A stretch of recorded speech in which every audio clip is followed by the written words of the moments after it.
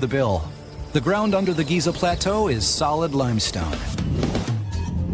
And we'll construct our new pyramid out of the same rock it will sit on. That's how they did it during ancient Egypt's 4th dynasty, by utilizing the natural macadam rock formation. Take a look at the nearby Sphinx. Its head is carved from stone from the macadam hills in Cairo. Layer number 1 used to be an ocean reef. Hard to believe, 50 million years ago, this arid land was underwater. The middle is shale, and it's all topped off with Egypt's hardest limestone, identical to what towers above and sits below one of the most visited historic sites in the world. They found this is a perfect place because the 3rd level of the Muqattam formation stones are the best quality of stones in Egypt. And that's what they used in building the pyramid. The Great Pyramid was once encased in shining white stone, but that was loosened by an earthquake and repurposed as building material for nearby mosques and fortresses. After 4,000 years, the Great Pyramid of Giza isn't looking its best. Our new construction needs to last forever.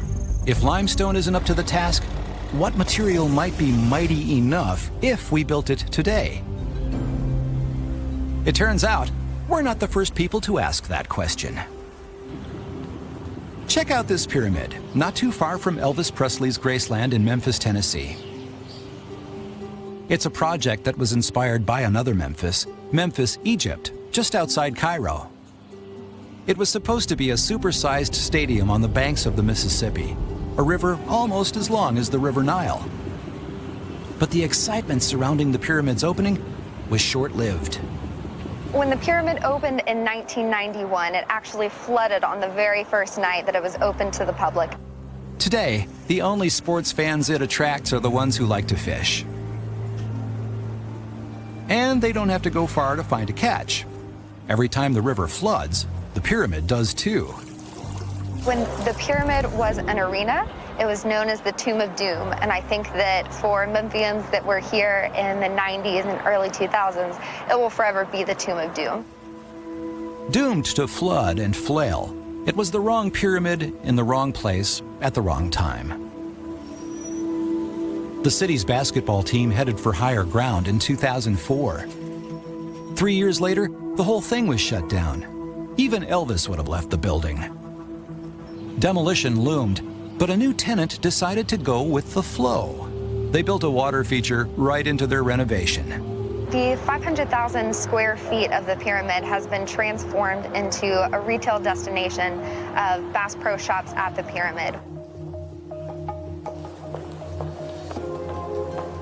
So right now we're walking onto what used to be the arena floor. We used to have LeBron James here. We had the Rolling Stones play here.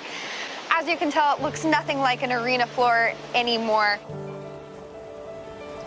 The saga of Tennessee's Tomb of Doom may be amusing to some, but this would be no joke if it happened near the banks of the River Nile. The steel construction materials used to create the Memphis, Tennessee pyramid are predicted to last 150 years. That's not a long enough lifespan for a pyramid in Egypt. We want our pyramid to last at least 4,000 years, just like Khufu's. To give it longevity, I would stick to the granite or the stone. But building for eternity doesn't come cheap.